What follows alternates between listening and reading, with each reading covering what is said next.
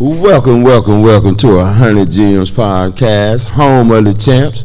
And today we got our very own Dr. Robert Pyles that's going to be popping. That's going to be talking about relationships. Let me stop now because I got to let the pastor go ahead and flow. Come on with it, Pastor. Let's start him off. Well, I want to thank everybody for coming. One is that this is something that we're kicking off, and I know that Rob been cheating and having all these podcasts down here. But I just want to thank you for inviting me out and everything, and inviting everybody for coming out. But this is a subject I think it works. It needs to be worked everywhere. We've been dealing with a lot of different people in the circle, and sometimes how people allow themselves to get handled and treat other folks is not necessarily how you're used to being treated. Right. Used to be treated. And I think that when we was talking earlier, the good thing about coming together in a multitude of counsel, that's safety.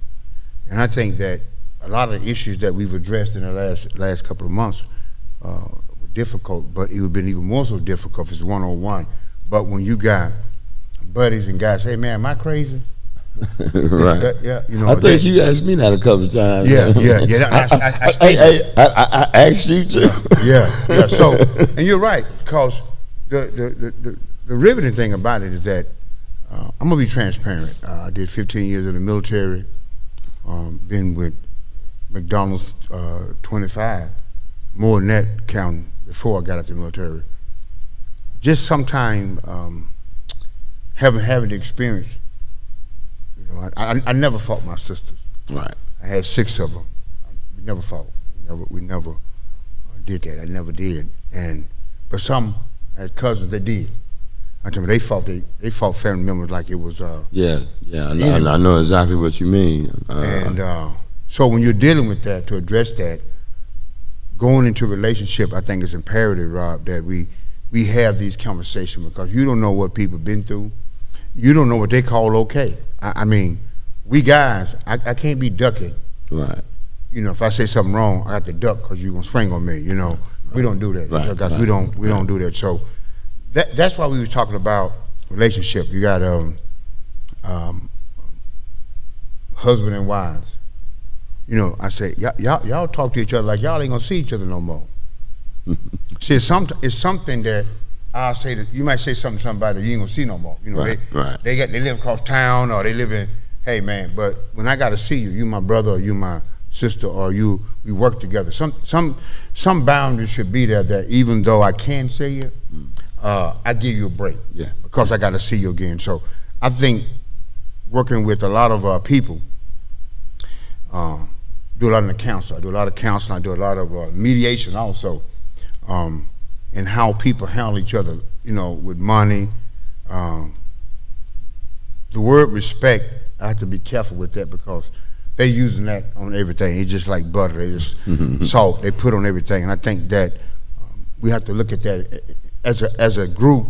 If you're going to be in a group, I think these conversations need to be had, but they're never had. How you want to be handled. Yeah, I know one of the things, Pastor, from our relationship, how we kick it. You know, it's been a few times we done had some skirmishes and so on, but they were needed, and they was necessary, and they were received. You know what I mean? It wasn't like I'm saying this or we doing this out of spite, or you know, it was something good on the line, even though it got a little, you know, heated. A little heated. Yeah, but it still was good. We needed to hear it, either for you and me. You know what I mean? And I thank God for you being in my life and able to talk to me in some ways that you have. Right. But I'm also able to get at you. If there's a pastor, man, hold on. You know, which is something that I really just got a hold of. You know what I mean? I always been a solo type dude, and I made sure that I kept my business to myself. You know what I mean? Folks up out of there, but it stopped me from learning certain things. You know what I mean? And you, Darvin, Six, you know what I mean? It's a number of people around that aided me in that relationship because I was able to open up. You know what I mean? About 10 years ago, and actually I started quote unquote research. And researching was I didn't know me, and I didn't know how I was wired. You know, being in the military, in certain conditions, it molds you a certain way. Not until I was I was on the board of a veteran thing here, and we was doing the dinner, and they began to talk about some of the things of PTSD. You know, and I think, well, because I never went to war. I never had to go to war, but some people, the trauma growing up, you know, I had to address that. So then, when I'm talking about understanding how I'm wired, I had $1 million deal on the table. $1 million deal on the table with T-Cell Bank, and we were doing deal back there, just doing the beginning of the foreclosure thing, and the guy was a fire, strong, you know. The bank I deal with, his boss, and controlling, and man, I at the table, and he was beating up one of my, kind of roughing one of my accountants, and I said, hey, man, I got more depositories in this bank than I'm getting. You know, I mean, I need to look at another bank. He said, maybe you should. I stood up, told both my accountants, let's go.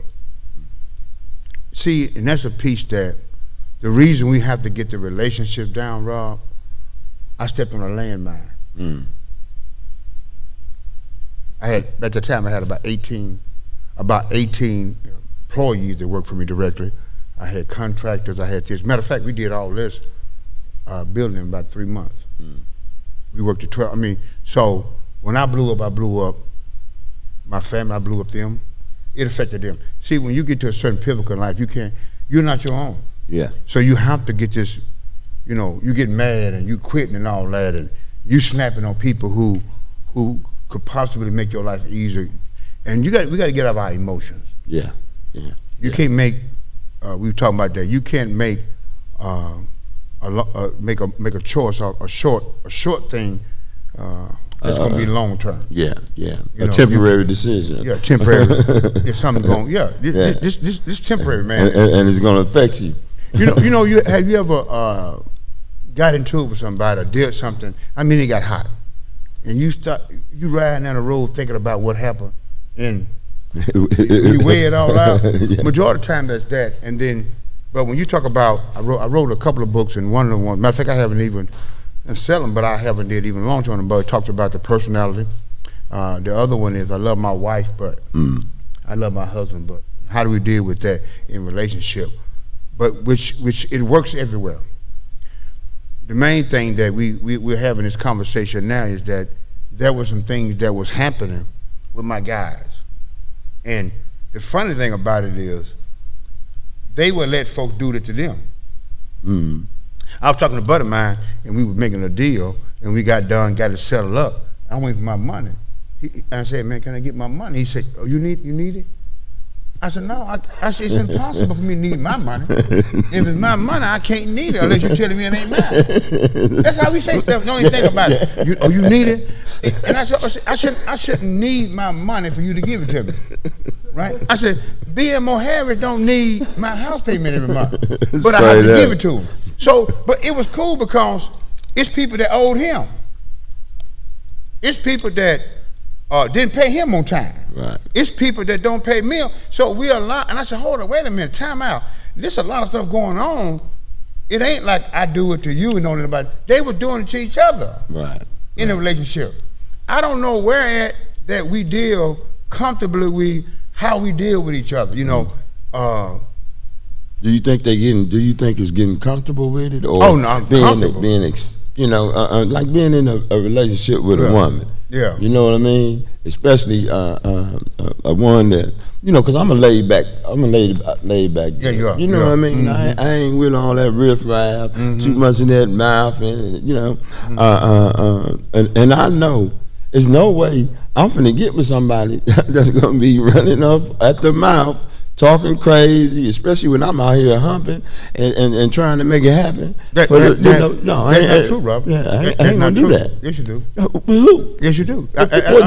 Come on with. Let me know what it is so I can get rid of them. Then we need to fix that. Then listen, you. That's something need to be fixed. I guarantee you this, and I'm not. This ain't no guess, no test. You pick 5 women because you're laid back. Oh, no doubt. Right now, what you're saying is that you won't tolerate it. No, a rider. So that rider in effect. The piece come into play. The guy said, "Man, I ain't. Man, look, you can break up with that. You gonna go pick it again because we pick the same women. Yeah. You pick the same women in high school. When you grow up, I pick 5 strong. 5 strong. But what happens is that's why they call it temperance. Yeah. So even as my son, like I tell you, Rob, you don't have to confront. You let it build up, then you blow up. Well, right? I try not to blow too far now, Pass. I ain't blow up on you. See, fire is hot no matter if you cut it down or not. Yeah, no question. Fire hot. Yeah. Oh man, fire hot. Because I'll cut you. Yeah. And see, that's why we don't strive to learn one another, because when you're dealing with personality, if you at least understand how a person wired, man, don't you go over there and say that to them? I'm a pastor, and the guy go tell me he gonna go jump on this lady that just came to the church. I said, no, you don't want to mess with her. I said, she ain't all the way saved yet. I said, and she did it for real. You've been in church all your life. Right. Yeah, you one of them next papa ain't gonna do that. Don't do that it. one right there. Because see, a lot of times people want to do history. I do her history. Yeah. You get stabbed in the neck, and she get them shot like it ain't that help. So you have to be careful. Praise the Lord. Hallelujah. So what I'm saying, guys, I told my guys, and I said, listen, we all just need to get together in a room. Man, am I crazy? Am I crazy? Because it's certain things I don't want to get comfortable with. And it's your fault, Rob, if I leave this room. You my guy. Right. If somebody in this room don't tell me, man, you go over there and do that, you get to the next level, you get to the $1 million deal. Yes, sir.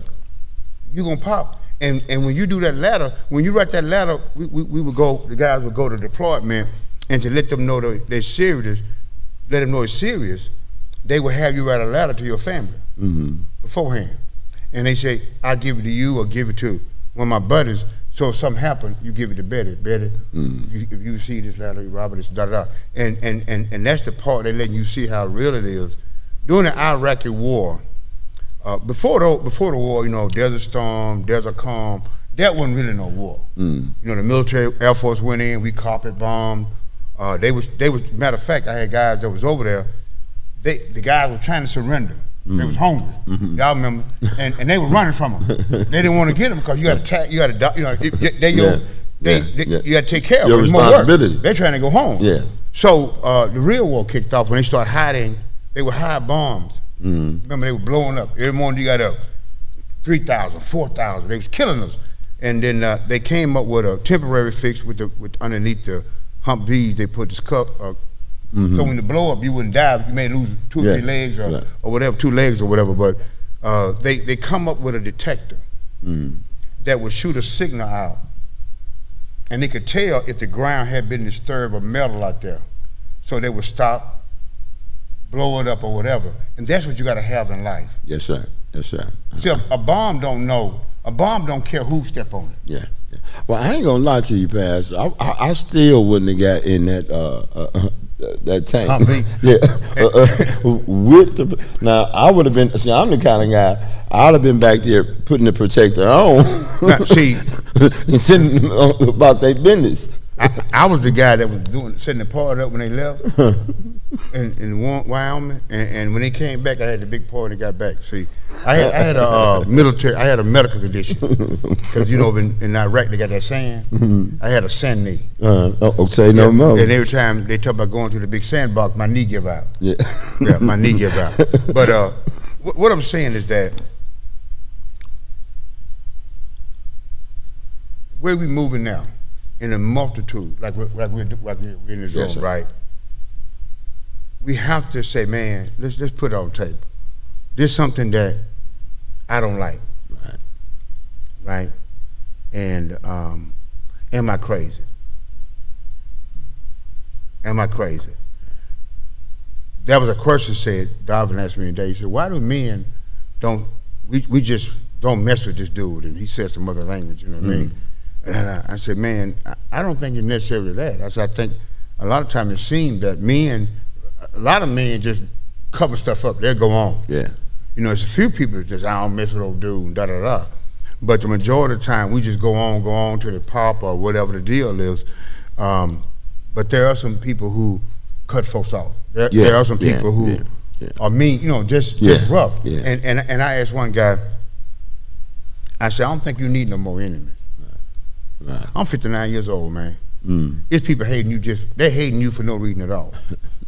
And we're gonna go out there and create some more enemies. And I think a lot of times, just how I was raised in my house, y'all made potato salad one way.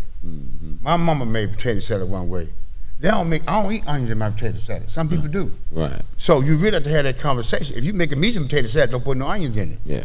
So those are conversations that I think as friends or as young men, our young men has to come up because they got to be able to function in society. We call it emotional. Yeah. You know, we got more men making emotional decisions. Yeah. I think that also go for the young women too, because they are overlook certain things in a fella because you know he may look a certain way or whatever it is, but he crazy. Right. You know what I mean? And today they out here really killing these young women. You know, with no remorse, and you got to have some folks. And I'm wondering if they have folks around them and say, "Hey, you check dude out? Did you go look him up? Because I know I've been looked up a couple times. You know what I mean? You know, I don't know. I don't. You know, with the internet, with the communication moving so fast now, I can't say what's worse or bad, but we just know about it. Yeah. Like about a year and a half ago, I learned how to use Instagram and Facebook. My nephew went on a trip to Atlanta, Georgia, and we had to drive down. My cousin's wife had passed away. No, his granddaughter had died, and I went down there to be with him, and it was about an hour and a half or so drive. We drove down there, and he was showing me how to do it. I didn't know how to do it. Right. I didn't know how to put on, you know, go on Facebook. He showed me, so I would post. I would begin to post stuff out, and they thought I had he going to a midlife crisis. Because I was dressing. Right. I had been dressing, they didn't know it. Right. I think a lot of issues have been there. We just didn't know it. It's like that bomb we covered. Then even when it comes up, how do we address it? How do we address those type of, and I don't really want to get real off left on that type. I'm talking about us. I ain't talking about fighting in the street. I ain't talking about killing. I'm talking about us killing each other with our mouth, and I think sometimes unintentional, because this how I was treated. So I think I'm comfortable treating you like that. See, because people understand there's a line in me. My father, he's from the line of Judah, right? And he's the Lamb of God. There's a lion in you, and there's a lamb in you, right? I can play with the lamb, no doubt, but I can't play with that lion. And see, and that's what you got to teach people around you. It's certain boundaries. I'm talking about boundaries. Right. I have to stay away from them boundaries, right? I was with a buddy of mine, y'all know him. He started joking about my daughter. I said, "Hey, look at me. Hey, I don't play like that. I don't. You ain't gonna crack joke about my wife. We ain't doing no. We don't do that. Right. We don't do. You ain't gonna do that. I'm gonna let you know that now. That ain't funny. Right. Those are things you have to cut the line. But I'm talking about just how we do business. We start doing business. Man, why you do business with me? Because you're not reliable. Right. Can't depend on you. Can't depend on you. No doubt. So those are types of stuff, man, in relationships that we start out with. How do we treat one another? Then secondly, we talk about our spouses and our family. You know, man, you know, the family is magnified because why? You can't grow up in the house together and never speak to each other for, you know, sisters ain't spoken a year. And they live together. Yeah. How y'all do that? And see, I ain't wired that way. Right. But I had some people who could look at you for 6 months and walk by you. Now my rule was, you ain't gonna be in my house not speaking to me. You can't be in my house without speaking to me. So that's what certain, you mean. And that's what you start to do. My wife thought we was crazy. My wife, because I'm laid back. Strong women. That's what we pick. Yeah. Go pick up. I guarantee you look at it. You look at. I meet you. I know your wife. Yeah.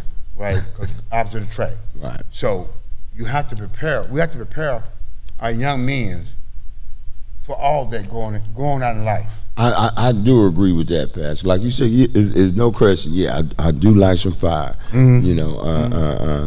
But I also know how to smooth my way around it, and we're gonna set some boundaries. We're gonna get a real good understanding. Yeah. And we gonna go. And unfortunately, these young fellas, man, they don't have that. You know what I mean? Where even to the place where, but I can't say they don't have it, because it's available through us. Because we around a whole bunch, Pat. That's what I love about you. You always would be there. Yeah. Say, hey man, did you think about this? I don't know how many times you asked me, hey, Rob, did you think about that? Here's what we do, man, and I have to be careful. Every time there's a problem, we have to go to the young folk. I'm talking about grown folk. Yeah. I'm talking about me, 59. See, we talking about them young folk. They ain't gonna get it because we ain't got it yet. Yeah. We haven't discussed this. That's what I'm trying to say. Then we start talking about the last word. I'm doing my thing and may call it the last word, right? In relationships, you got people who always want the last word. This your show. Right? You may say, Robert, get the last word if you take out, right? Pastor, and I'll say something, but you always say, Honey Jim, right? For sure. And in relationships, when we bring folks in this circle here, and if I go get any of you guys, say, man, look, hey, am I crazy? I guarantee you, it always comes out. We don't do that. It say if you got against your brother, right, and y'all can't sell it, you gonna get an elder. Right. That really works. Yeah. Especially if I trust 6 and you trust 6. Yeah. Hey man, look, here it is, right? Hey man, he'll know. I said, man, get your wife. I'm gonna put it on the table. If I'm wrong, I'm wrong. Right. I'm gonna ride with that decision. Right. We have to be able to get sometimes you gotta get somebody else's last word. You ain't always got to get the last word.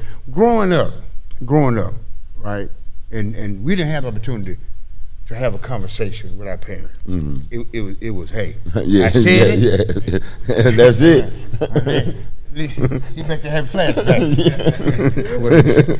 You get slapped. Huh? What? Why? Boy? And I don't totally agree with that, because when you explain stuff to me, you sound talk. We can have a conversation with God. Yeah. Peter told him that no, I ain't gonna let you die. Right. He called him the devil, but he still, at the end of the day, God had the last word. Yeah. In situation with our kids, God spoke to me about 2 weeks ago in my driveway, and he said, this is what I'm telling everybody. Young folk, old folk, whatever. With every authority, we have to have somebody that we've been mentored by, somebody that we have a trusted person. Give them 6 months straight and let them get the last word. Listen, we're gonna have a discussion, but if you say this when we get done, that's what I'm gonna go by. The last word is who word you follow. To build back these relationships and move our community forward, right? The elders, he working with the young boys, right? But he had to get his head right first. Yeah. The better his head is, the more them boys right. Yeah. Because without him, them boys would be lost. Yeah, no doubt about it. I think we trying to worry about how can you work on the kill boys when you ain't stealing cars, but we stealing each other's dream. We ain't handle right. We talk crazy each other. We don't pay each other. We just handling each other in a kind of way. Then I'm expecting you supposed to be okay with that. I'm not used to this, man. I'm telling you, it's some things that be happening that you say, man, I ain't used to that. Right. I ain't used to you playing games with me. I'm not used to you getting mad at me and I don't know why. Yeah. See, and that's the piece that as we're having our conversation, I think the greatest things about what we're doing, guys, is that we can sit down. I can say, man, I've said that before. In the book, I said, man, is it me? Is it me? And I'm leaving it open. Right. Hey, man, you wrong on that. Because I don't see every angle. But at least I asked the guy, man, people don't never think about how you feel. They never think about how you feel in the deal. They never think about how you feel being around. It's some folks I don't want to be around. They heavy. Yeah. real heavy. I don't want to talk about all this. I want to kick it sometime, or I ain't gonna be talking about it. I'm not mad at the world, man. Listen, I'm gonna crack jokes at the funeral. You follow me? Right. I can't change it. So what I'm saying is that, man, I'm gonna tell you something. Laugh too. Life is short. I get serious, but please understand that we're gonna have to make our relationship better, because a lot of times we don't come together because I don't want to be around you. Not for a long period of time. But I know that you ain't. I got a question. Can't be talking about why. I got a question, man. I want to talk. I got me a question, man. I'm behind y'all, but y'all ain't got to look at me, and I know these people behind me got a question. But one of the things that came up in the conversation with y'all talking is that sometimes, and I remember, Pastor, you had told me about a situation where you was almost like the mediator. Yeah. And I think too, in our community, we don't have a mediator. I think that's still in topic and part of relationships. Me and Andre falling out. We ain't fallen out. We ain't fell out yet. Yeah. But we falling out because maybe it's something he think is right, I think is wrong. I don't want to be in position where I'm going to disrespect him because of the respect I got for him. Keep hitting on me, we going to fall out. But so the question is, like, can we come to Rob? Can we come to the pastor? And then if the pastor say, okay, Darvin, you wrong, then I just supposed to say, okay, the big man said it, and then now let's move on without us having an issue. I think is that fair to say? What's your thoughts on that, Pastor? Like, how can we say? Because sometimes we don't got nobody to go to resolve some of this. I know it's part of conflict resolution, but sometimes people don't think it's that big where we have to use that word conflict resolution. Can we go to the elder and ask a question and resolve it? Oh, I thought. Listen, man. What you're saying is biblically. When I say biblical, that's how history has said it. It was set that way. It's set exactly what you said. We talk about the older generation. They're gonna start talking about me. I did the best I could. Secondly, is that if you don't come and last word and have that conversation, how can I speak into your life? I got to be able to speak into your life. And a lot of times, they ask why we're not happy. I can't be in your program and not listen to you. Now, I may be a little bit bad in the beginning, but we say surrender. There's a church song, I surrender all. Surrender is a military term. We don't surrender, we submit. I give it to you. I didn't have to. I may be bigger than my daddy, but I submit to him. That's a whole different thing. I promise you this. Everyone listening to me on this podcast, if we had done, if your children had done everything you told them to today, where would they be at? They ain't got to think till they 45 years old. Don't make no major decision on $500. Come talk to me. Because why? If I don't know, God is obligated to give it me when I submit. So in our community, they have to see that. But if we're not submitted to one to another, to why? They don't see it. I'm my own man. They being taught. Oh, you listen to nobody, you trust. We ain't trust nobody, we ain't listen to nobody. Man, ain't nobody want that. It's people right here that do have your interests at hand. Everybody ain't bad. They pick 5 guys out of 50 and they label us. They label people. No, man, I ain't got to eat off you every time. Right? Every time we talk, it ain't all about that. We gonna kick and shoot some basketball, eat some hot dogs, build that relationship with them boys first. Build a relationship with me too. I'm one of them boys too. You want me to be in your life and help and do this here, but you ain't doing nothing. You gotta. I tell my grandkids, I tell whoever, you sow into the person. You sow up, man. If I go pro and you don't help me all this time, I don't come back and put nothing in your hand. That's the problem. We don't submit. Submission ain't surrendering. This ain't the military. So when you say coming, we have to be able to submit. Right now, that stop wars. That's what wars will stop. Hey, look, let me call up Robert. Hey, Robert, man, look here. You need to stand down. Y'all heard it, folks. Stand down. Stand down. Yeah, Stand so what down. we're going to do, because we want this to be like audience participation. Yeah. We talking relationships, y'all, and you could just share an experience. You can just dialogue, and relationships go in a lot of different areas. Yes, sir. So we just want you guys just chime in when you hear what's being said. What come to your mind? I want to start with my main man, Mr. Ice Moan. I know he have all different kind of relationships in the industry, out there in the street, kids, the haters in the street. Moan, what come to your mind, man, when you hear relationships? We're gonna have that open dialogue. Man, it's a lot. We was having a conversation earlier, and you just brought it up to Pastor, and me and Darvin, we was talking because we've been embarking on some new adventures and getting together. And Darvin, my man, since the Sandbox, and we did a lot of stuff together, but he recognized what I was doing. I recognized what he was doing, and that's a relationship, right? So he said, Mom, how can I help you? Because I know some ways you can help me. So we built that relationship. And it's a lot of people that don't like it. And we mentioned this in the podcast yesterday. And we saying to ourselves, why don't you like it? I've been a smooth dude all my life. I ain't, if you ask me for the shirt off my back, I'm going to give it to you. Because I know how to go get another one. Some dudes, they might not know how to get another shirt. But I know how to go get one, so I'm going to give it to you.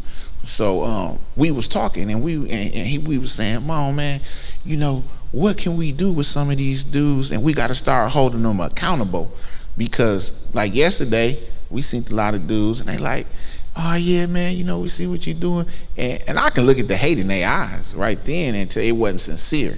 It was really a mock. But then me and Dar, we said, man, how we hold these dudes accountable, and we said, man, you know what?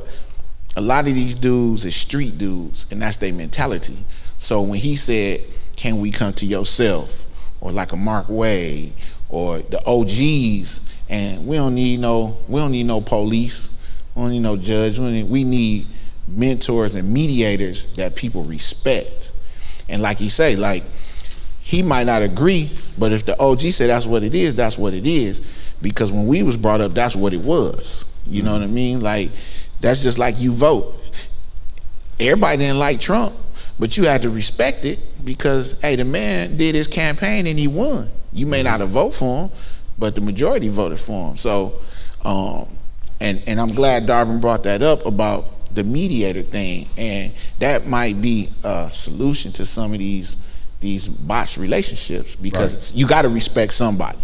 And if you don't, you're in trouble. And I think what you said about when people having the conflicts and how you and Darvin went into a relationship together. I think the main thing Darvin said was, how can I help you?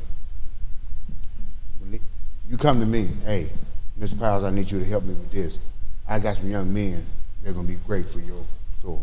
You see how that's how you talk. See, we gotta learn how. You come in, I ain't gonna ask you for nothing if I can't help you. That is, if you can't sow something to somebody, I told her, if I gotta come wash your car, if I ain't got no money, take your car to the car wash for you, drop the clothes out, it's things you can do. What do you get a man that got everything? Some more of it. Some more of it. That's a trick of the book. And I ain't giving you So can I, I'm just making sure I'm hearing this. So really at the end of the day, when you coming to the table, if you should be bringing something to the table. Listen, if they ain't bringing nothing to the table, it's a problem. Is that what I'm hearing? The problem is you teach them they need to. If you didn't have a lamb that was pure, you went out and caught a dove, a pigeon dove, you got to bring something. In the generation today, we don't want to bring that in the relationship, right? You have to bring your pigeon or your penny that the widow brought was just as much as the one that gave all this. So what I'm saying in our relationship, nobody should be looking at, first of all, I'm looking at how can I help him? How can I help him? I can't come asking, just asking and not trying to figure out how can I help you. I can't sit there, man. I can't do it. And I was. That's interesting. We have to watch what we say too. I told last night we had one of the speakers, and I told him, he said, "Man, I love what you're doing. with the boy. I say, my first thing, I listen. He can't love it. Love is action. I can't. I like it. I tolerate it. But we got to stop. Man, I love what you're doing. If you do, hey, man, here goes some money. Here goes some plans. Here goes some something. That's where we have to be careful, because just because I want to do something, I want credit for it. I thought about it. That's what we have to hold. And so what I'm saying is that in this circle, I have to catch that, man. Don't you love it or tolerate it? A lot of folks do that though, Pyles. What you say, when they give you something, you know, it's things attached to it. It's supposed to be. It's supposed to be. Now, if they're devious stuff, everything is attached to it. Sowing and reaping. Yeah, it's a principle. Yeah, right. It's so. See, sometimes people say, "Man, I do this. I don't want that. Mom, gonna get your shirt back. I ain't giving my shirt up my back." Well, hold on. I got one for you though. What? Just a short. I tell you how to get a shirt. Yeah. Short story. A girl. This is about a girl. Had a bankroll. A bankroll. A bankroll. Say, hey, here you go. Then she looked me dead in my eyes and said, "You know when stuff comes." Yeah, it is. You know what I'm saying? I said, "Oh, sowing and reaping. Oh, let's you need a house." And you wasn't willing. House. See, put that back up. At least, Rob, in relationship, I got a choice. Yeah, I got a choice to choose. Yeah. And see, let me tell you what the negotiator I'm talking about. And I ain't talking about hyperbole. This ain't a hyperbole where we making up stuff and what if. I'm telling you, I'm sitting in to get two friends of mine, guys I knew, they disputing stuff out. And he said, "Man, the guy owed me this money." I said, "Well, how much you?" I asked, "How much you borrow?" I said, "You charge him that much on that?" Well, that's what he said. I said, "So he was down. Right. He was down, and you took advantage of him." I know I couldn't do that. I said, "Man, I couldn't do that." That's the kind of stuff we got to have, Miller. What you can't do that. How you gonna say you my friend? Now we can be somebody or whatever. That's the issue with predatory lending. We shouldn't be doing it to each other. That's what I'm trying to say. Man, that's interesting, Pastor. Can we like, cause Miss Tasha, she been over here, she been moving, she been shaking like, and I know she got something, man. Let me tell you something, man. And I ain't gonna say the guy's name. I don't care where you at. People look at me. You're gonna need somebody help at every level. You're gonna need somebody help. Enough money, enough love, enough relationship to do what you got to do. You're always gonna need somebody else. I needed some money, needed some help. I went to a friend of mine. Y'all know him. He said, "Man, I got to say." He said, "This the guy." I told him what I was gonna do. When I gave him his money back, he counted it, gave me this back. Wait, Pastor, did I hear you say you needed some money? I need some money. This a true story? That's a true story. Let me tell you something, man. True story. Trump borrowed how much money? Y'all see the news. Don't y'all get tricked, man. No, see, it was a gym. It was a gym to that. See, that was a gym. The point to the story is you just said everybody needs somebody. Because somebody look at you and say, like I just said, you need some money. Because they do it. Mom, you need some money. You need some money. You know, but I think because of the relationship, it was easy. It was no, you know, I wonder if he gonna do this, or I wonder if he gonna fake out, or you know. Rob, you wrong, man. You know, you got carried. You asking somebody for some money, man. I don't care who it is. It ain't never easy. Let me. I have to say, man. I don't know. Hey, y'all listen. Can we? I hear you. We gotta let Miss Tasha ask her chime in. Listen, this is a group session. We got a couple women in here, and we got to have it from some other perspectives, guys. Go ahead. Tasha, come on. I know you got something to contribute. I don't know. I'm just sucking it all in. I guess my question is kind of twofold because, you know, when we were, you know, when you down south and you raised, and we were built on relationships, we were built on loyalty, and this your family, I don't care what, nobody, you know, they taught us young. My dad was like, your brothers fight, you fight, your sisters fight, you fight, you, your brother, keep, you know, those things. And so it allowed us in a space where we embraced so many people, but then my brother's best friend had him killed. So at that point, that put us in a situation where I ain't trust people. If I look in your eyes and your eyes look like you was on something shady, I ain't mess with you no more. I watch how I move, and it's, to me, I feel like in some instances, I still carry that, because I remember you being a pallbearer. I remember you hugging us saying it's gonna be all right, and you were the one had him killed. So it's like, how do you, and I know, raised in church God in Christ my whole life, you know, so I understand the art of forgiveness, but it's like, how do you, I just recently realized with all that I do, that I still had trauma from that. Right. And it affects how I deal with people, you know, and so, and when you this strong person, when everybody like, hey, it's like, who heals the healers? You know, sometimes they feel like we don't run out. They feel like, you know, we don't have to go recharge. They feel like, you know, when my family down and I've done all my business stuff and all my wife stuff and all my mama stuff, 4 o'clock in the morning, it's me and God. I'm crying out because I need to be recharged, because I'm dealing with that issue. And I thought I was okay. I never, and I think it's affecting, because I am a new wife. I heard you say about strong women. My husband is the absolute opposite of me. He is so quiet. He's so not up front. Come on now. And he's so, and I was always in this position where it's like, okay, I'm doing this great stuff. Okay, I got a couple dollars. I got these businesses. I need somebody just like me. But in the reality, I needed somebody the opposite of me. And he not afraid to let me shine. He don't mind that, you know, I'm the one doing the most, but he still I think the peace of mind that he brings to me is the priceless piece. He carry his weight. But, you know, I told him that I still felt like we should have went to some type of a counseling, because I think, like I said, that trauma from my childhood, well, right here, affected me. This is, I love my wife, I love my husband, but what has happened? First of all, you did trauma. People don't never tell you something. Life ain't gonna be the same. Some questions you ain't gonna get an answer to the other side. And you're gonna be lost running around trying to get it on this side. Forgiveness is not trusting. I can forgive you, but you gotta build that trust back. You gotta believe. And once you believe that I forgive you, you still don't get the code to the closet. You don't get the keys to the car no more. Why? And that's the thing, that everybody don't get the same level, right? You can go in here and do that. You can drive the car. This other child be my same child, for example, can't drive my car.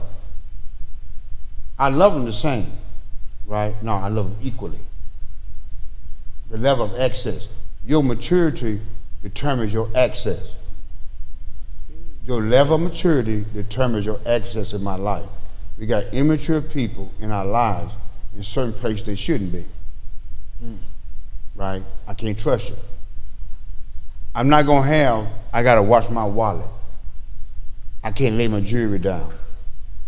And sometimes, I have never ever asked somebody, didn't something tell you? Even with you not knowing, something was in your stomach and said, man, something ain't right about that. You gotta follow, now I don't judge you on that, I watch you on that. I'm cautious. So sometimes people think just because you forgive them, that they're gonna be, no, you gotta build that back. I gotta build that trust back, man. I gotta do, I'm gonna build, and it take time. So that thing, God don't give you, we got a thing, dementia, Alzheimer's, real bad now, right? That's when people say forget. No, you can't forget that. You're not, if you forget, you're sick. So really, I'm gonna remember that, but I won't let it come in and affect my life in my decision. I'm gonna feel this way, because feelings shouldn't drive us in no way, good or bad. Mom said he feel good, he give me shut his back. You don't give out of feeling, and you don't receive out of feeling. Man, why you need a shirt? that shirt he got on, I'm just saying, like, you can't wash this in the washing machine. Right?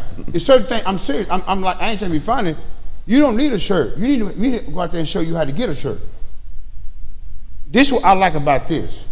This is a platform that we can bring in 100 people and teach who want to be taught.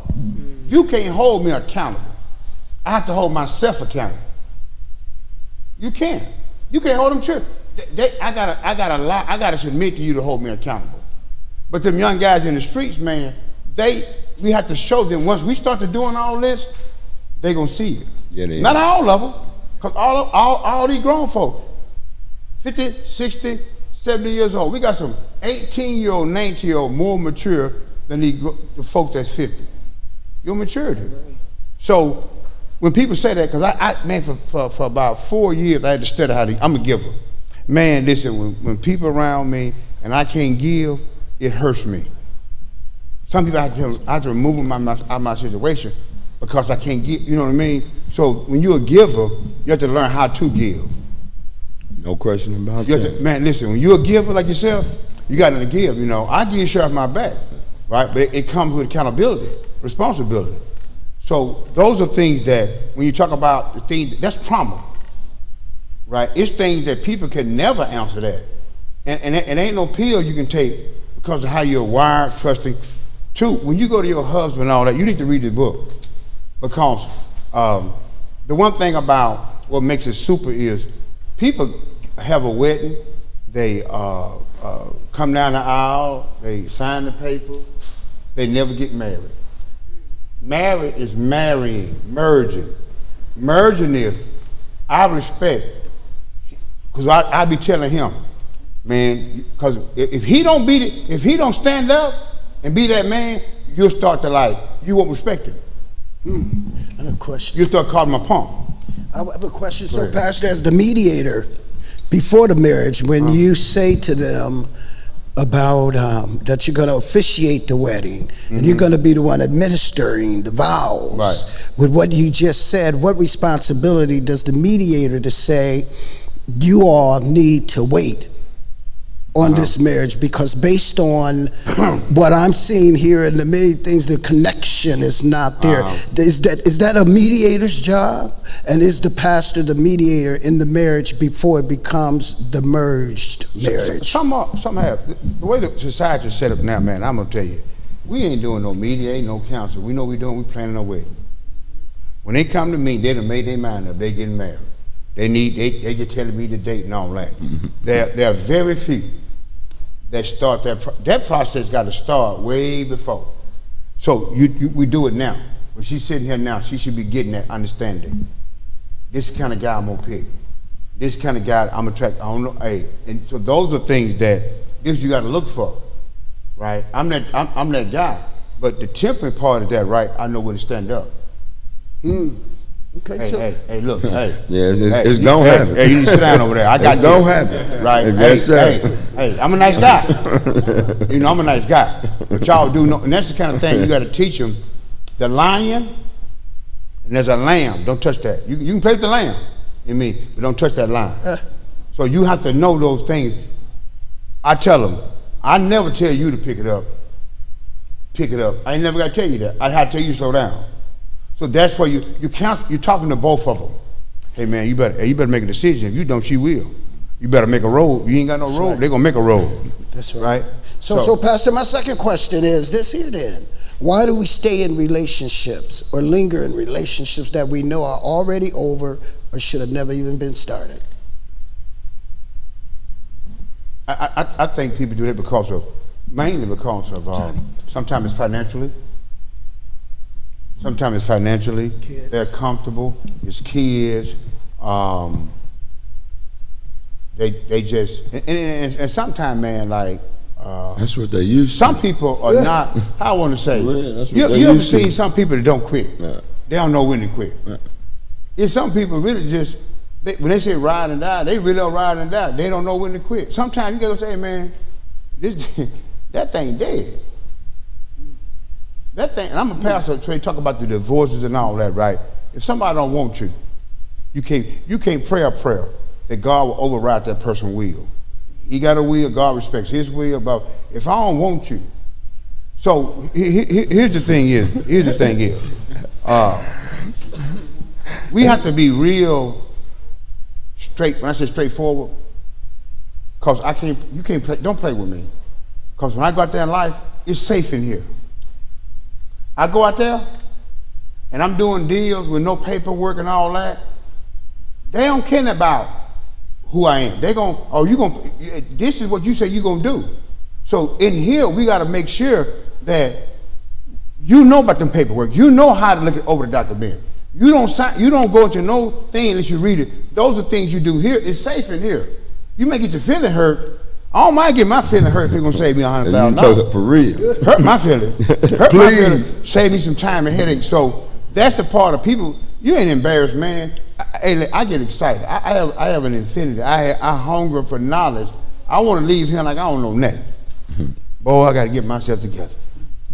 Those are the things that we come to the room. It's like, man, I got better because I promise you, I have to cut myself. I have to stop because with the big six and just come to do it right, you get them folk nervous. Somebody come around doing you wrong, I'm gonna say something. You gonna say something. Now I ain't got to say that when you around, because you gonna say something. Something like, hey man, look, I was there. I don't like to confront. Right now, I don't like to confront, but you see how I'm talking now, right? I learned it. That bullfrog don't look no better. As long as you look at him, he gonna look ugly. Go on, bite his head off.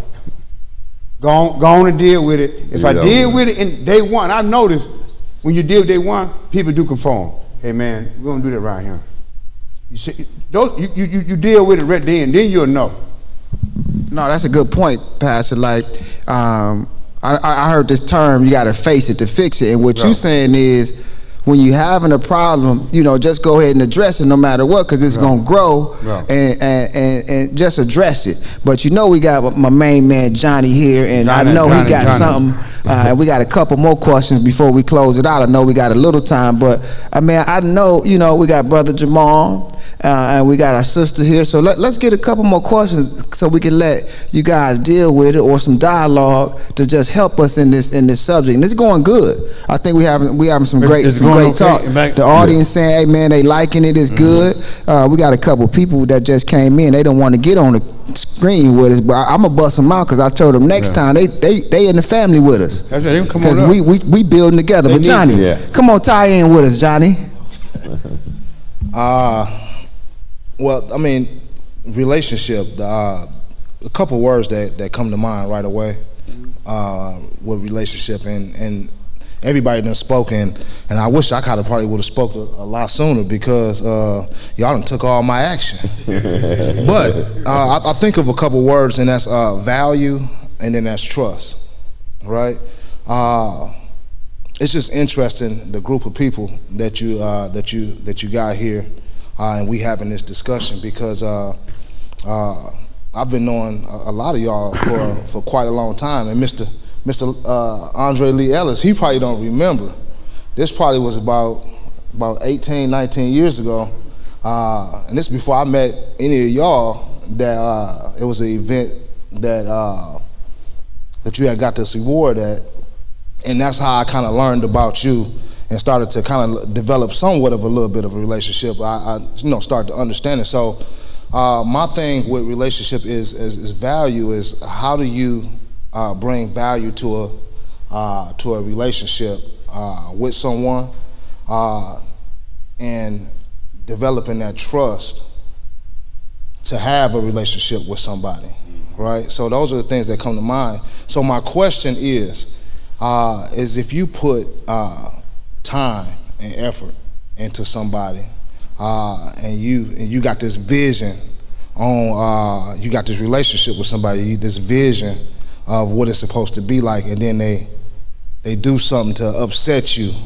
or they do something, they're not really carrying out the vision that you got for them. Or let me see, how do I say this? I think I heard you say it before. Potential just mean that you ain't did it yet, right? When somebody got a lot of potential, that means you just ain't did it yet. And so when you got somebody, and I got somebody in mind, right, that I feel like they got so much more potential and I get upset, but I want to be gentle enough to not run them off while I'm still trying to nurture somebody. So how do you? That's called wisdom. I'm glad you said it because you have to know when not to say nothing. As a mentor, as a father. It's not that I say things right, I say things righteous. And righteous is don't say nothing. You gotta be, you say you have to be as sagacious, as shrewd as a serpent. You have to be like the serpent, but yet gentle as a dove. That means the Holy Spirit. That means you gotta know when to back off. Yeah. Timing. Yeah. Timing. Timing. So when he said, I don't just dress it, because I promise you. So what I do, Johnny, I have that conversation. You know that person. You have to know that.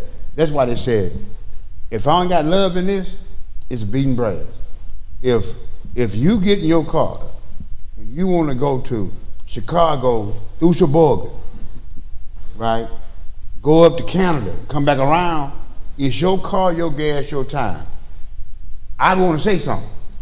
But if you don't allow me that access, even though that person is 16, 17, or 20, they have to give you access. You have to have that conversation with them.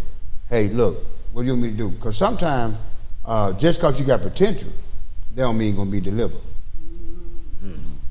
Don't mean you're going to be delivered. And you got to make sure the person want it. You know the story is that I can't want it more than you? That's a lie. I can. You do. I do want it more than you. You do want it, because you've been there. And you always got to remember, a lot of times they're 19, man. We be acting like, and sometimes I was a little different, you know. You got to say, man, they're 19. I said they're 19. It was 18. I said they're 18. I said they're 18. It ain't the end of the world. When will a baby walk? When he walks. Sometimes we want it then. Man, just say, you know what? Just get better. What about if it's a 50-year-old? How long you been doing it? You know, if a 50-year-old pull that off. If you've been doing it for 50 years, I think we're going to look at you. We're going to look at you. It's a couple of 50-year-olds. And hold up. I'm trying to say, donkey, man. If they 50 and they ready, man, I promise you this, man, the way we look at them, somebody looking at us the same way. Oh, no. I should know better than that. So I try to have patience. I told them that, man, you need another circle. No, I don't believe in getting another circle thing. I believe that I'm working this circle. I'm gonna be in this circle here where I'm like, man, I don't know why they got me in this room. Then I'm about to reach back. It's the 3-loop circle. I'm reaching back to bring somebody up. But they also gonna have the wheel. This is the thing, man. I do the big 6 at 5:30 in the morning on Tuesdays. The main reason I did that was that it's my schedule. You want to get with me, you get on my schedule. 2 is that the big 6, Bible study, church on Sunday. Come to church is not just come to church. That lets me know if I want to qualify. You got to have qualifiers in your life. I'm not going to be up in there teaching in the barber shop every time I get my hair cut, and you won't even come to the big 6. You don't come to Bible study. You won't come to church. But every time you see me, you want me to give you a seminar, a session, pray for you. I ain't doing it. Because you know what? You ain't putting nothing in this.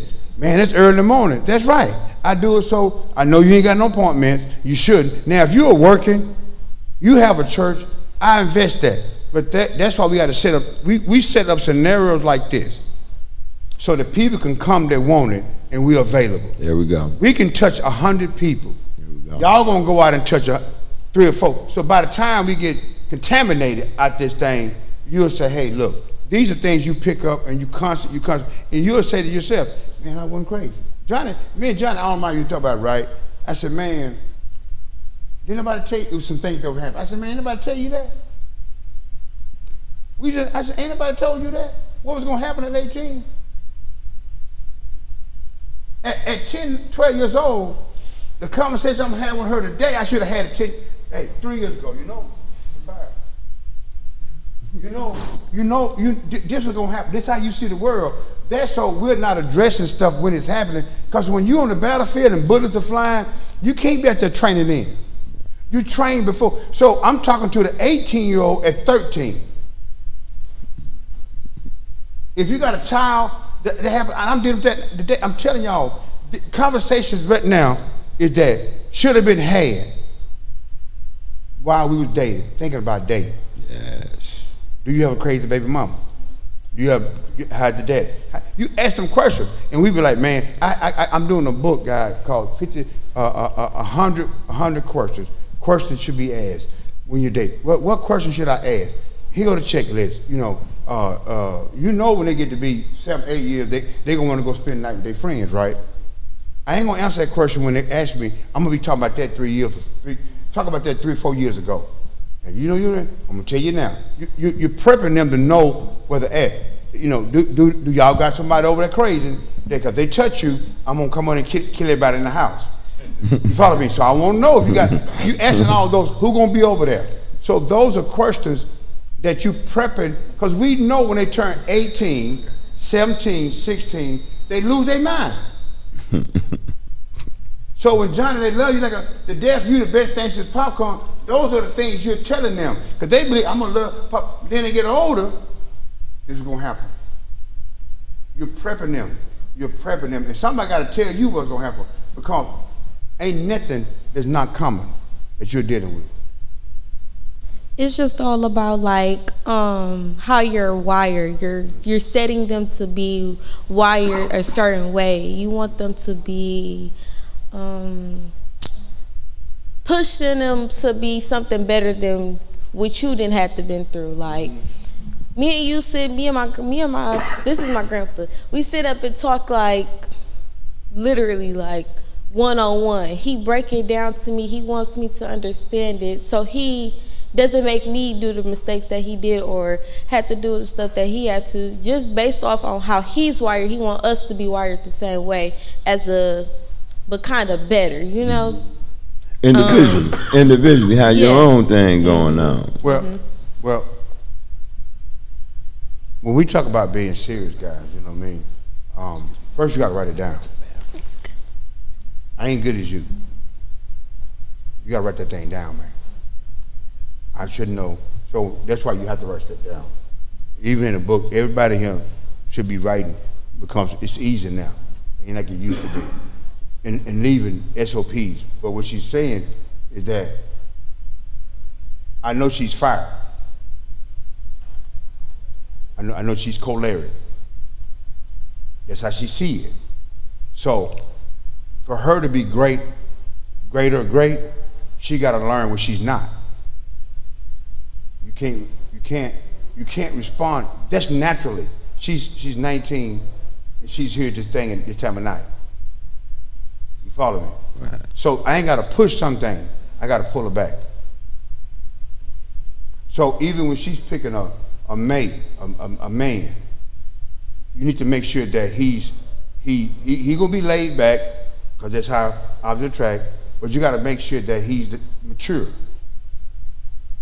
You got to make sure he's mature. You got to look for these certain things. Not that he got curly hair, bow-legged like me, green eyes. Yeah. So I'm talking to her about that now. So now, and I wish that guy, I failed, Lee, because the people close to us, we don't even say nothing to them. We figure they're getting it. I figure they're getting it. Pastor, is that the train up part? Train up. Train up. You train them.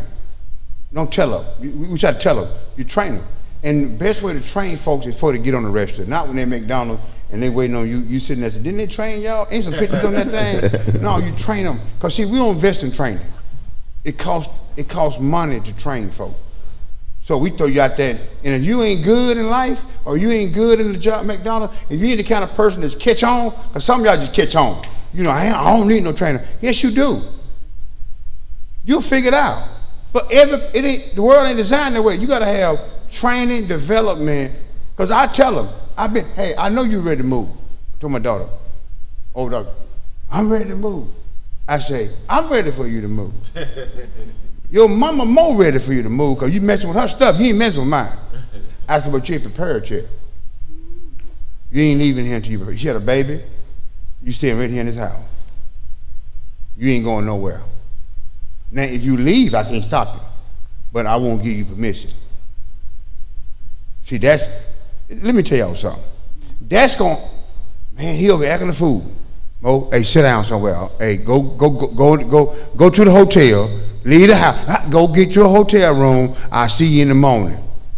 I did that with one of my employees, one of the guys that I mentioned, like a son of mine. And the lady got on the phone who worked for, what if he don't go? I said, then I ain't his father. If he don't know my voice, my children know my voice. My sheep know. So if I say, Donica, sit down, she could be mad at 38 pistol. What's she supposed to do? Sit down. Sit down. That's how you know, guys. And that's the point that the trust has to be there. Johnny said trust. The trust part just don't work when you're disciplining them. When you're leading them, they got to trust you. We was, the people was leaving, had left, quitting the job, and my daughter was taking over office stuff, and she's the kind that reading books, medical stuff, and she got it and all that. And I don't know what name she be coming up with, but I told her, we ain't got no money to have that disease there. That you got to have some money. We ain't got that. You know, we sit you on the porch and give you. You know how they used to do. We didn't have all that. What is that? He had a spell. You know. So I told her, and this is the kind of thing that it echoes through your spirit. And I told her, I said, she's Magnolia Realty, the payroll. She was like, how am I able to do it? They're doing this. I said, let's hold up. She was panicking, like really, like she gets wrapped up. I said, listen, do you trust me? If I ever told you anything wrong, she said, no, Daddy. I said, I'll tell you when the word. This ain't one of them. See, we want to lead out, and we telling the women to lead out. Man, if you want to pay the bills and cut the grass, I ain't gonna fight you now. I want to do it. But sometimes that's just me and your relationship. That's how we do it. But you have to know that I am the man. That if danger come, I'm gonna be there. If you call, I'm coming. You follow me? I know my father-in-law laid back, but he didn't have to say nothing. His presence, he'll look at it. You know, I ain't gotta yell at you. We taught that, the louder I get, cuss you out. A lot of times, now, especially, they cussing so now, cussing used to mean something. Well, he cussed me out. Oh, well, okay, yeah. They cussing, you know, and I'm telling you, women cussing more than men. They used to be with the Marines, the sailors, men, drunk men. Now, cussing is just, it's a part of the language. So really, guys, go ahead. Pastor, I got Brother Jamal here, and he really the only one that didn't chime in yet. So I'm definitely interested in hearing, because he the one that set back. I don't know if it's gonna be a question or a statement, but one thing I know, he working on leadership, on bringing some leaders to the table to try to help change some things in the community. Okay. So I definitely want to just hear what his insight is. I kind of gave him a plug at the same time, but because that ain't an easy thing to, build relationships with different leaders that get to, one common goal. But I'm gonna let him ask his question, but I just wanted to just bring it in that way. Brother Jamal. Well, I'm just honored to be here. I'm here getting so much wisdom. I wanted to take notes on my phone, but we got the book, man. We got the book. Okay, that's even better. But on that about building relationships with leaders, and the brother talked about giving. So I'm the same way. I give, whatever. But with friends, with lovers, with people, you just can't give everything because some people just want to take. So how do you find that balance? Well, I'm gonna tell you, man, and I'm not joking. About 4.5 years, I really that Mike Murdoch studied, learning how to give, how Christ did, how you did, right? How to sow. A lot of times, people know that you're a giver. They know all I gotta do is just hang around you, mom. I ain't got no money, you gonna buy me something to eat. If I need, it's just that. So you have to have something to go with that beforehand. I have certain rules. We can talk about it offline. I ain't gonna keep fixing the same problem. I ain't gonna be the $20 guy and the $1,000 guy. You go to jail or something happen. What that mean when you say, I know, but I want you to say what that means. What, I ain't gonna be the, I'll be the 20, not the 1,000. But he can't call me for $20 a day donation, and then call me next month for $1,000. Which one is gonna be? Which one is gonna be? I'm gonna be your. I ain't gonna try to solve every problem for you. You got to figure some of them out yourself, right? And I'm gonna tell you something, y'all. You gonna ride off, want to give. That's what you gotta. You can't do nothing, guys. Anger, happy. You can't do neither one through feelings. You can't. Listen, you're gonna learn that you got to step back, right? Now, I'm gonna tell you, like mama, that rule get overridden. You know, certain things, that rule, don't follow that rule, but I had to have, you have to have qualifiers. Like, with us setting this up, I say, I was in McDonald's, okay, I had about $40,000 in company loans out at one point, $40,000. I said, listen, I say, here's gonna be the rule. I gotta find this guy, you gotta go through and sit down with him, we're gonna figure out what's going on. Because I get, when I come in the door, Lee, you might help me get a car, right? You help me going on, you help me get to where I'm going. Because I had to have helping people help me. So, but I can't be doing this 5 years later, we still doing the same thing. At some point, you become the person that loans somebody $20. That's where it's supposed to work. Or paying the rent. Paying the rent. If I pay your rent, right, I'm not gonna keep paying your rent, right? Give me a new problem where you need a hot water tank for your house you bought. There we go. And I don't mind. I think that clarifies. If I elevate, the problem got to elevate. You can't keep bringing these same problems, because why? I can't grow. And need to connect. And you got a finance guy. You got this, right? I mean, so we bring in the thing about now. You can hold people accountable, because I can't say, well, you got to get your. I'm in the ministry, and the guy said, well, you need to have. Nobody should be a ordained pastor or a minister without having a degree. I said, I can't do that. Why? Because we don't have no way for them to get one. Why am I have a rule? So then you put things in there to help them. You put them there, but they got to eat. It won't be a podcast like a podcast. It's gonna be my Bible study. Yeah. It's gonna be a bigger room, but we're gonna have a table. You got to bring your own chair. I provide the table, but you got to bring your own chair. You got to bring your own bottle. So we go through life. We go through life having to get the table, the chair, the mattress, all that stuff. I furnish. Listen, man. I furnish, help people, right? They'll get evicted in that house and leave that stuff in there. Won't even call me to come get it.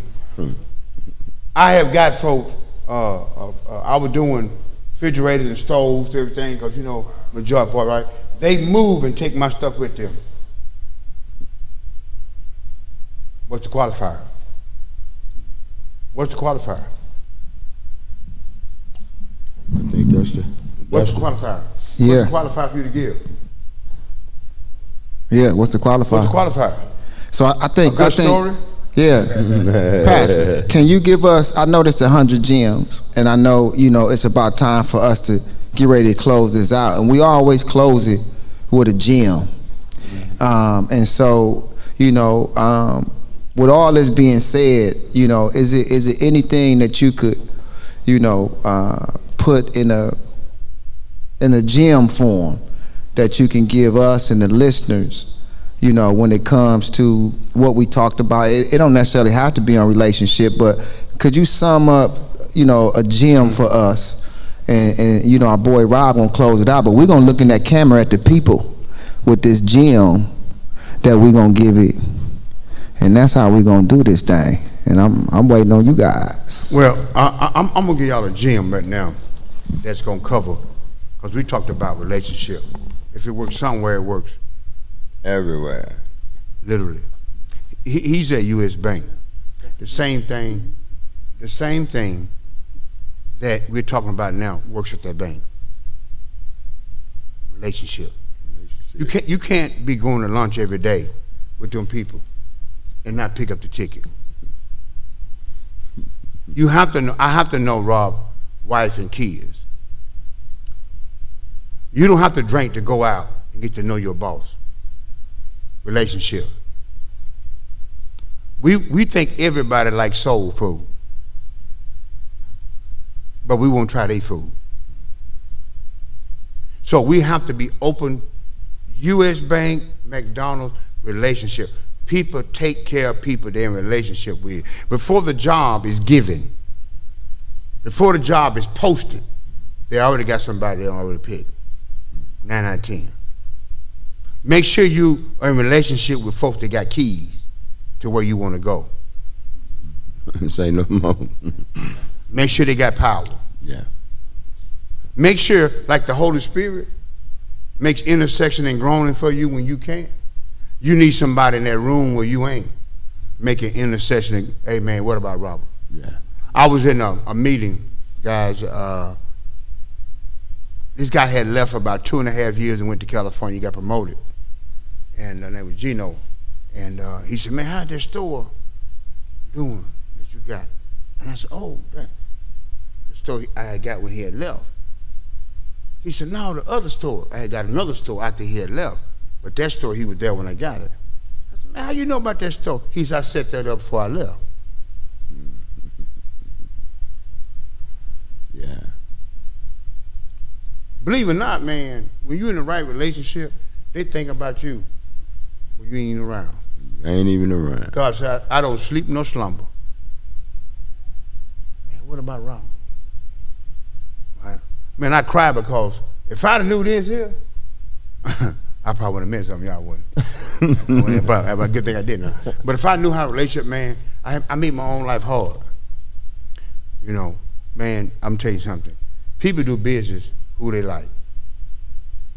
Yeah.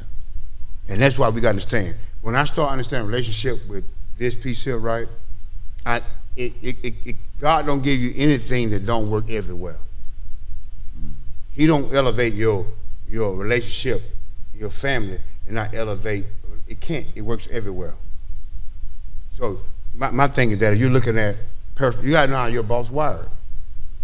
You got to know what he values. People promote what they like. If they're the kind that work 1,000 hours, and you don't like that, you're going to probably have some problems.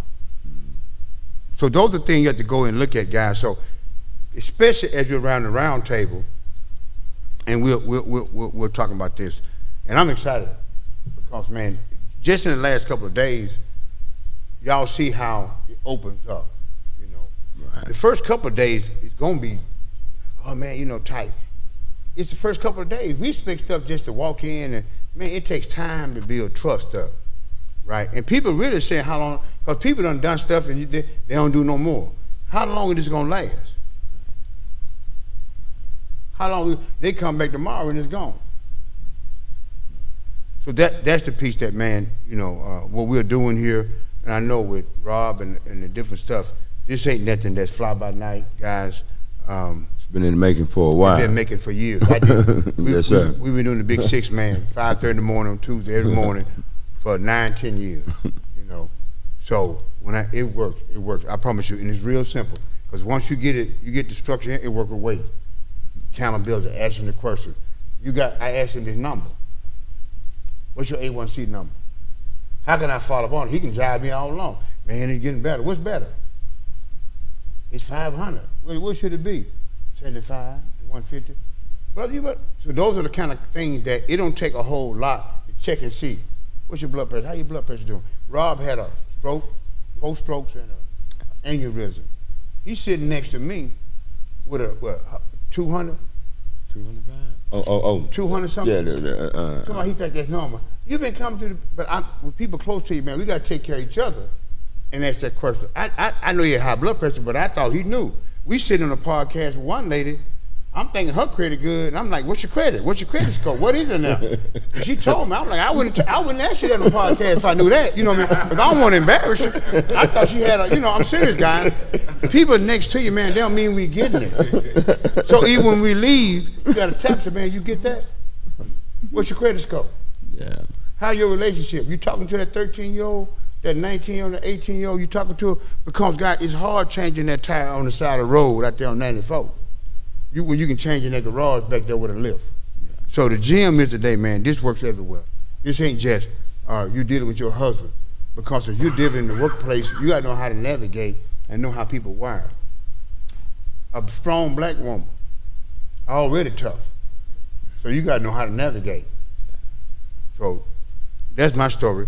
And Rob, who get the last word? Well, I'm gonna take the last words, y'all. That's 100 Gems podcast, home of the champions. Today, man, we had Dr. Robert Pyles, and he let loose as he usually do. I thank everybody for coming on the panel. They had great questions, great input, and you better believe this gonna get better. So y'all better keep tuning in, baby. 100 Gems podcast, home of the champs. Peace. Peace.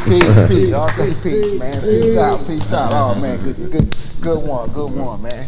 Shake some hands, y'all. Y'all shake some hands, say peace, man, as we get on out of here. We all on the camera, man. Let's shake some hands, make it look good.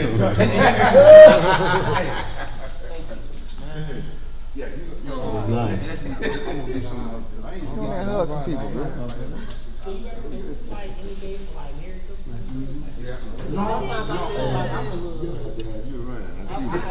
I see it.